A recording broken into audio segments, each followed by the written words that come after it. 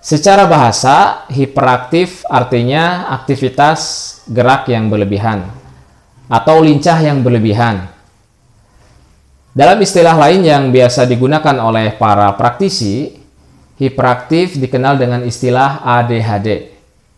ADHD itu singkatan dari Attention Deficit Hyperactivity Disorder. Apa artinya? Artinya, attention deficit artinya penurunan pemusatan perhatian atau penurunan kemampuan fokus. Hyperactivity disorder artinya gangguan perilaku lincah berlebihan.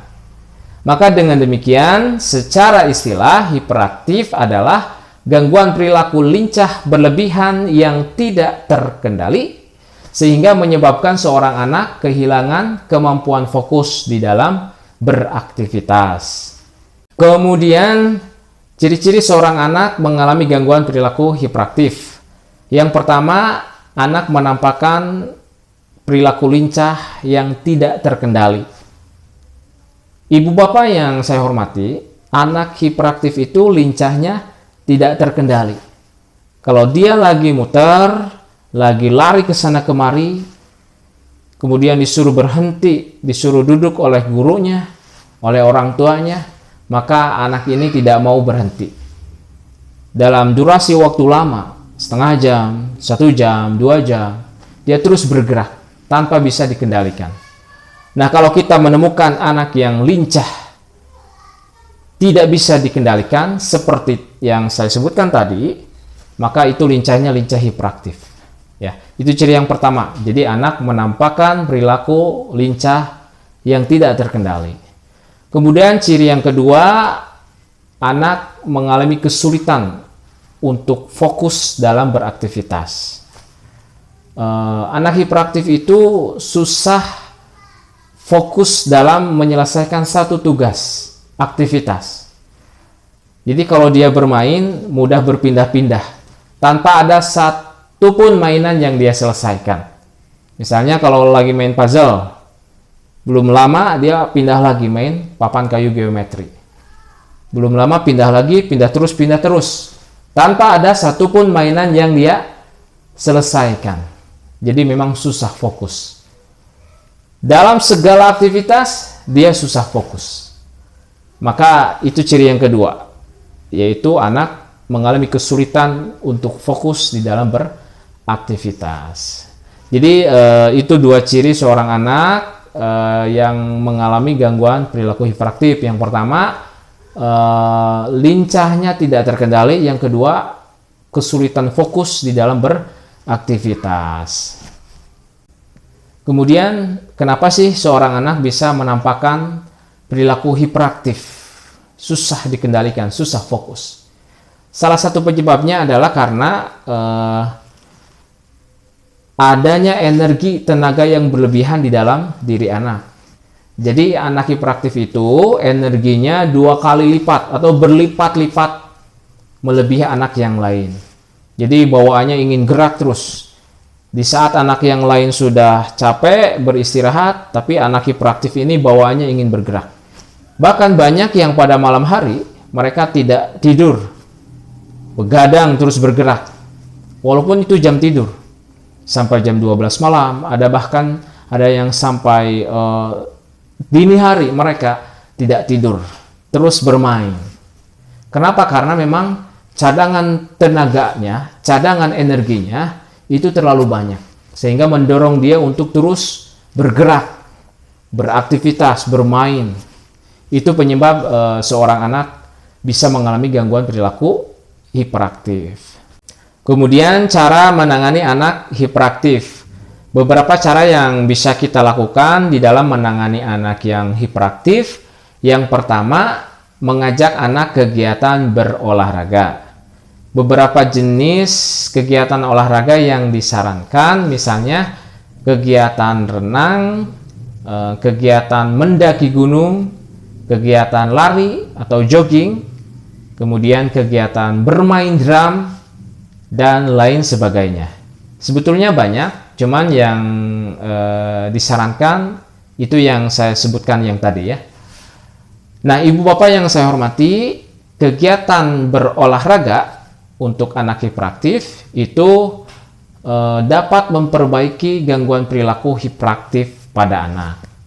Jadi dengan kegiatan olahraga, energi berlebihan, tenaga berlebihannya akan berkurang, akan stabil. Maka gangguan perilaku hiperaktifnya pun akan menjadi semakin membaik. Itu yang pertama. Yang kedua, mengatur pola asupan makanan. Beberapa jenis makanan yang biasanya disarankan untuk dikelola atau istilahnya dikurangi, misalnya susu berlemak tinggi, itu lebih disarankan diganti dengan susu kedelai. Kemudian makanan-makanan yang mengandung glukosa atau gula ya, seperti kue-kuean, seperti minuman yang manis-manis, seperti coklat, dan lain sebagainya. Kemudian makanan-makanan yang bermuatan terigu, seperti ciki-ciki, gorengan, dan lain sebagainya. Nah, beberapa jenis makanan yang saya sebutkan tadi itu biasanya para praktisi menyarankan untuk dikelola, untuk diminimalisir, dikurangi. Kenapa? Sebab makanan tadi bisa memicu energi yang berlebihan di dalam diri anak, sehingga anak akan semakin banyak bergerak, semakin over di dalam bergerak, semakin memburuk hiperaktifnya. Maka harus dikelola dalam asupan makanan, terutama makanan yang disebutkan tadi. Kemudian yang ketiga, melatih anak untuk fokus. Nah, cara melatih anak untuk fokus adalah dengan cara mengajak dia belajar di dalam ruangan terbatas. Jadi sebetulnya ini biasanya dilakukan oleh para terapis profesional di klinik-klinik atau di lembaga terapi. Tapi tidak menutup kemungkinan ibu bapak di rumah juga bisa melakukannya. Jadi ibu bapak siapkan ruangan yang kecil, 2 meter ke 2 meter atau sekitar itulah. Yang penting kecil lebih bagus. Kenapa harus kecil? Tujuannya adalah untuk membatasi ruang gerak anak, agar anak tidak banyak berlari ke sana kemari. Kalau ruangan besar, biasanya anak punya kesempatan untuk hiperaktif, untuk banyak bergerak ke sana kemari, dan itu susah untuk mendapatkan poin fokusnya. Jadi saya sarankan untuk memakai ruangan kecil. Kemudian siapkan meja dan kursi di dalamnya. Kenapa harus menyiapkan meja dan kursi? Tujuannya untuk melatih anak duduk. Kenapa tidak lesehan? Ya, sesekali nanti pakai lesehan. Tapi kita perbanyak pengkondisian duduk di kursi, ya, pakai meja. Agar suatu saat anak masuk ke lembaga formal, ke sekolah formal, dia sudah terlatih dalam pengkondisian duduk. Gitu. Jadi siapkan kursi dan meja. Kemudian siapkan mainan-mainan, media mainan yang sesuai kemampuan usia anak. Misalnya puzzle, kayu geometri, dan sejenisnya. Kita ambil salah satu mainan saja. Jangan terlalu banyak media mainan ya. Pilih salah satunya saja. Nah, nanti ketika di dalam ruangan kita ajak anak untuk duduk menyelesaikan mainan yang kita sediakan.